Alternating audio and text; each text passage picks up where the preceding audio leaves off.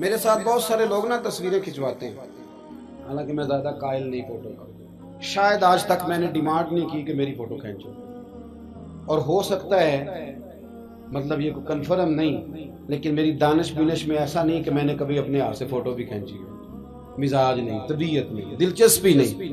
لیکن میرے گاؤں کا ایک موچی ہے، جوتے گانٹتا ہے، اس شخص نے 4 بیٹیاں بیائی ہیں جوتے گانٹ کے، اور میرے ابا جی بتایا کرتے تھے کہ جن دنوں نا دھیلا چونی جوتا گانٹنے، اب تو جوتے کوئی گنڈواتا ہی نہیں، اب تو گانٹنے کا رواج نہیں، اب تو بچے نئے لیتے ہیں، تو جوتا گانٹنے کے لیے جب اس کو دیتے تھے تو چونی اگر اس کی ہوتی تھی نا تو اس کو کہتے تھے نا روپیہ تو رکھ لے، تو کہتا کیوں رکھوں جی، میری چونیاں تو میں نے چونی لے لی، اور ناراض ہو جاتا تھا۔ 4 بیٹیوں کی شادی کی ہے اس نے، پھر اللہ نے اسے عمرہ بھی کرایا، اور آج بھی وہیں بیٹھا ہے۔ تو میں جب گاؤں جاتا تو میں کہتا ہوں چاچا میں تیرے ساتھ تصویر کھنچوانی ہے، تو مجھے کہتے ہیں پتر میرا تو منہ بھی نہیں تو گیا میرے ساتھ فوٹو، تو میں کہتا ہوں یار تو ایک انسان ہے، تو ایک مثال ہے، جس بندے نے ہاتھ پھیلانے سے نفرت کی ہو، اب تو چندہ ہی چندہ رہ گیا، چندہ ہی چندہ، اس کے علاوہ اللہ معاف کرے کوئی دوسری شے۔ میں گلاسکو میں تھا تو مجھے ایک صاحب کہنے لگے آپ نے کوئی اعلان چلان نہیں کرنا، مدرسہ نہیں ہے؟ میں نے کہا مدرسے بڑے ہیں پر اللہ کا فضل ہے، کیونکہ وہ نبی کریم کے نام کے ہیں تو ہمیں کبھی کمی کوئی نہیں آئی، کبھی نہیں کمزوری آئی، رونے کا مزاج بھی نہیں، وہ چل رہا ہے مدرسہ۔ تو میں نے کہا آپ کیا سمجھتے ہیں جو یہاں آیا ہے وہ چندے لے نہیں آیا ہے؟ کیا مزاج آپ لوگوں نے بنا لیا، اس سے نکلیں۔ وہ بھی کوئی قومیں ہوتی ہیں جو ہر وقت ہاتھ پھیلا کے رکھتی ہیں۔ قرآن مجید نے صحابہ کی تعریف کی، لا یسألون الناس الحافا، وہ لپٹ لپٹ کر سوال نہیں کرتے۔ یہ اصحاب صفا کی بات کی قرآن پاک نے، لپٹ لپٹ کر سوال، خبردار تھوڑے پہ گزارا کرنا سیکھو، عزت کی زندگی جیو گے۔ اور نوجوان بالخصوص یاد رکھیں، اگر وقار سے جینا ہے، سار اٹھا کے جینا ہے اور مطمئن زندگی گزارنی ہے تو پھر اس بات پہ راضی ہو جاؤ جو اللہ نے ہمیں عطا کیا ہے۔ پھر تیرا 5 مرلے کا مکان، اگر تو نے فراڈ کا مکان خریدا ہے نا 6 کنال کا، تو اس سے تیرا 5 مرلے کا وقار والا گھر بڑا شاندار۔ عزت کے ساتھ اگر جینا چاہتے ہو، حاتم طائی سے کسی نے کہا تھا کبھی تو نے اپنے سے بڑا سخی بھی دیکھا ہے؟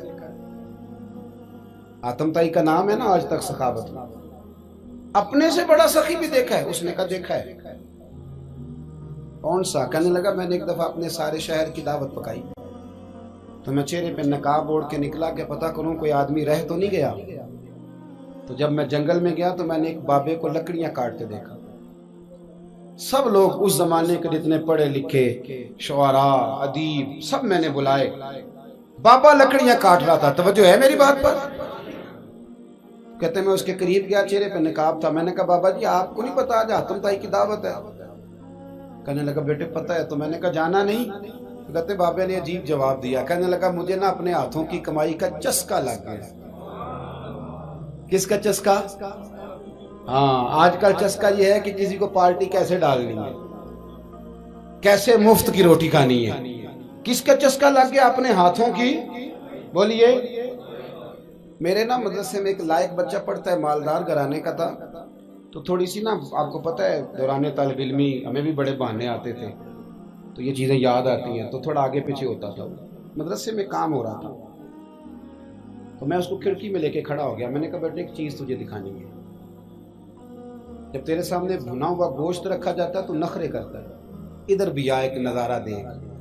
مزدور نا سویرے 2 روٹیوں کے بیچ اچار رکھ کے لاتا ہے، اور جب وہ دوپہر کو کھانے لگتا ہے نا میرے بھائی تو وہ اچار اس کی روٹیوں کو بھی لگ جاتا ہے، پونے کو بھی لگ جاتا ہے۔ لیکن جب دوپہر کا وقت ہوتا ہے تو مٹی سے لتھڑے ہوئے ہاتھ پہلے وہ جا کے ٹوٹی پہ دھوتا ہے، پھر وہ کیا کرتا ہے کہ وہ پانی کا پیالہ خود بھر کے رکھتا ہے، توجہ میری بات پہ رکھیں، پھر وہ زمین پہ بیٹھتا ہے اور جب وہ پونا کھولتا ہے نا، کبھی اسے کھاتے ہوئے دیکھو، یوں محسوس ہوتا ہے کہ دنیا کی ساری نعمتیں اس کے سامنے پڑی ہوئی ہیں، اور ٹیبل پر بیٹھ کر 22,000 کی روٹی کھانے والے اتنا شکر ادا نہیں کرتے جتنا وہ بندہ شکریہ ادا کرتا ہے۔ یا اللہ تیرا شکر ہے، یا اللہ تیرا شکر ہے۔ اور ان کو لفظ نہیں سیدھے پڑھنے آتے، ویسے بھی لفظ تاثیر سے بنتے ہیں تلفظ سے نہیں۔ اہل دل آج بھی ہیں اہل زبان سے آگے. صحیح تلفظ نہیں ادا کرنا آتا، لیکن جب وہ ہاتھ باندھ کے کہتے ہیں نا یا اللہ تیرا شکر ہے، تو یوں محسوس ہوتا ہے کہ روٹی تو اس بندے نے کھائی ہے. کھانا تو، ورنہ شادی کے موقع پر اتنا کھایا نہیں جاتا جتنا تباہ کیا جاتا ہے، کیونکہ مفت کا ہوتا ہے نا، مفت کا. تو یاد رکھیں محنت کی کمائی ایک حسن ہے، ایک وقار ہے. وہ جو بندہ 50 لاکھ روپیہ مہینے کا یا سال کا کماتا ہے وہ تو دیکھتا بھی نہیں بیچارہ پیسوں کو. وہ بینک میں آئے اور بینک سے ہی ساری زندگی اپنی دولت دیکھ سکتا، لیکن جو 600 روپیہ دیہاڑی لیتا ہے نا، اس کو جب شام کو ملتی ہے تو 3 دفعہ ہاتھ صاف کرتا ہے اور 3 دفعہ بسم اللہ شریف پڑھتا ہے، اور پھر وہ جیب میں ڈالتا ہے. پھر وہ حساب کرتا ہے کہ 50 کہاں لگانے ہیں، 60 کہاں. تو خودداری سے جیو، باوقار رہو گے، باعزت رہو گے. حاتم طائی کہتے ہیں مجھے کہنے لگا کہ مجھے ہاتھوں کی کمائی کا چسکا لگ گیا ہے، اب مفت کے دسترخوان پر مجھے مزہ نہیں آتا. تو کہتے میں تو بس اس کا فدائی ہو گیا. جب میں واپس آنے لگا تو اس نے مجھے آواز دی. میں واپس پلٹا تو کہنے لگا بیٹا آپ بھی دعوت پہ جا رہے ہیں؟ میں نے کہا ہاں. تو اس نے مجھے 5 دینار نکال کے دیے. کہنے لگا یہ لے جاؤ، حاتم طائی کو نہ دینا، وہاں جو آدمی لنگر پکا رہا نا اسے دے دینا.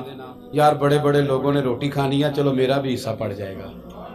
تو حاتم طائی کہتے ہیں میں گھوڑے سے گر گیا، چہرے سے کپڑا اٹھایا اور میں نے کہا بابا میرے سینے سے لگ، میں تو امیر ہو کے سخی ہوں نا، تو غریب ہو کے بڑا سخی ہے.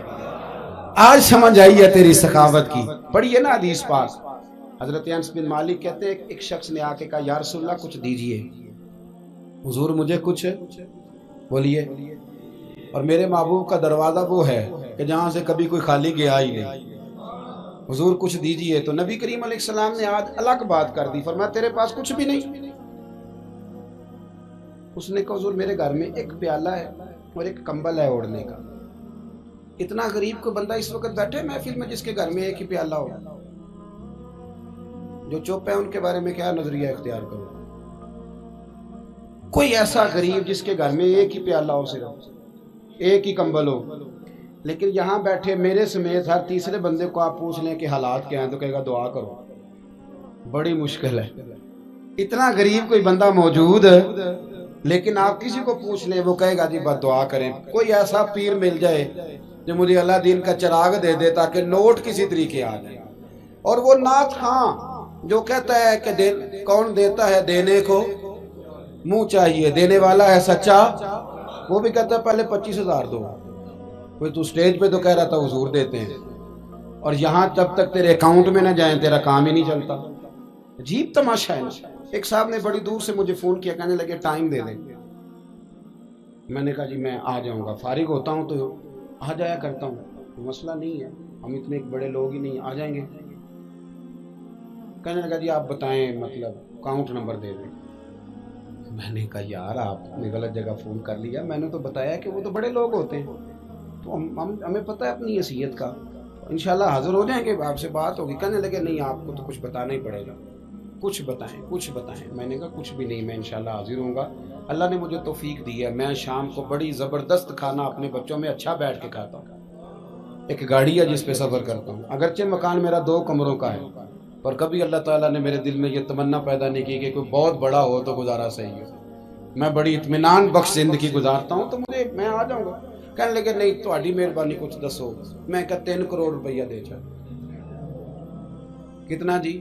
اللہ جانتا ہے ہنسانے کے لیے بات نہیں کر رہا، اور مسجد میں اونچا ہنسے بھی نہ. کتنے دیں؟ جی یہ تو آپ نے کیا کہہ دیا. میں نے کہا یار اگر میں نے اپنے لفظ ہی بیچنے ہیں تو اب میں 25-40 ہزار میں بک جاؤں.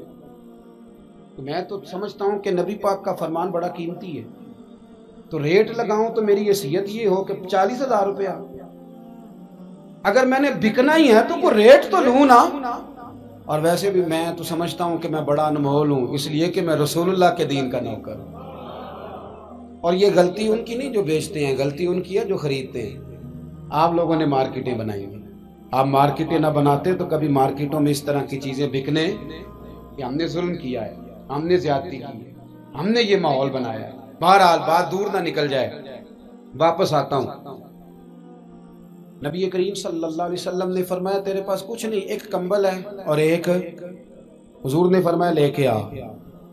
یہ سرکار کا فرمان سیاستہ سے عرض کر رہا ہوں. اگرچہ امام جلال الدین سیوطی نے تفسیر در منصور میں تفصیل کے ساتھ اس روایت کو کئی طرق سے بیان کہا. ایک کمبل، یارو سوچو، ایک کمبل جس بندے کے پاس ہو، ایک پیالہ، اس سے بھی کوئی غریب ہوگا. حضور نے منگا لیا اور بولی لگا دی، کون خریدے گا؟ ایک شخص نے کہا 1 دینار، ایک نے کہا 2. حضور نے 2 دینار میں بیچ دیا. وہ بولا نہیں کہ حضور 2 ہی تو چیزیں تھی، وہ بھی بیچ دی آپ نے. اللہ کے رسول نے فرمایا 1 دینار کا کھانا لے جاؤ اور 1 دینار کا کلاڑا خرید کے لاؤ. وہ لائے. حضرت انس کہتے ہیں بندہ بڑے نصیبوں والا تھا. وہ جب کلاڑا خرید کے لایا تو اس میں دستہ میرے نبی نے دستے مبارک سے لگایا. حضور نے دستہ لگایا اور فرمایا یہ لے جنگل میں جا. مسلمانوں، یہ میرے رسول اللہ کی تعلیم ہے. نوجوانوں غور کرو، اگر معاشرے کو سنوارنا ہے تو اس چیز پر محنت کرو. فرمایا یہ کلاڑا پکڑ، رسی پکڑ، جنگل میں جا، لکڑیاں کاٹ کے لا، کھا بھی اور کھلا بھی، پہن بھی اور پہنا بھی، جا. اور حضور نے فرمایا 15 دن مجھے نظر نہ آنا، جا کام کر. جا کے محنت کرنا اہل اسلام کا شیوا ہے. آج پوری دنیا میں ہمارا کشکول مشہور ہے، دھوکہ معروف ہے. لوگ کہتے ہیں کہ انہوں نے ایسے ایسے، ہم نے طریقے غیروں سے پیسے نکالنے کے اختیار کیے، ایسے ایسے طریقے کہ کبھی سنیں تو شرم سے سر جھک جاتا ہے. یہ معیار ہوتا ہے اعلیٰ قوموں کا کہ وہ چندوں پہ زندگی گزاریں، وہ مانگ کر کے کھائیں. یہ معیار ہوتا ہے. کسی کونے پہ بریک لگتی ہے تو آپ دیکھیں مانگنے والے کتنے زور و شور سے آتے ہیں. خدا را محنت کی عادت. وہ صحابی چلے گئے، 15 دن کے بعد آئے. یہ لفظ امام سیوطی نے لکھے. 15 دنوں کے بعد آئے تو حضور نے فرمایا تیرا حال کیا ہے؟ حضرت انس کہتے ہیں مجھے بھی تجسس تھا کہ پتہ تو چلے. تو وہ مسکرائے، عرض کرنے لگے یا رسول اللہ پہلے 1 پیالہ تھا، اب سارے گھر کے برتن بن گئے. یا رسول اللہ برکت آپ کی ہے، پہلے 1 کمبل تھا، اب سارے گھر کے بستر بن گئے. اور امام سیوطی کہتے ہیں انہوں نے جیب میں ہاتھ ڈالا تو 10 دینار نکالے. عرض کی حضور رکھ لے، میں صحابہ صفا کے لنگر میں حصہ ڈالنے آیا ہوں، یہ قبول کر لے مجھ سے. مہربانی فرمائیں، مہربانی، خودداری سے جیئیں اور تھوڑے پہ گزارا کریں.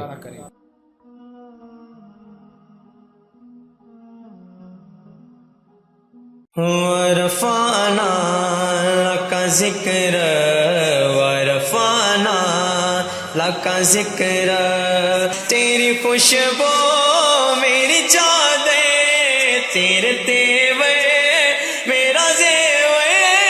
تیری خوشبو میری چادر، تیرے تیور میرا زیور. تیرا شیوا میرا مسئلہ، ورفعنا لك ذکر.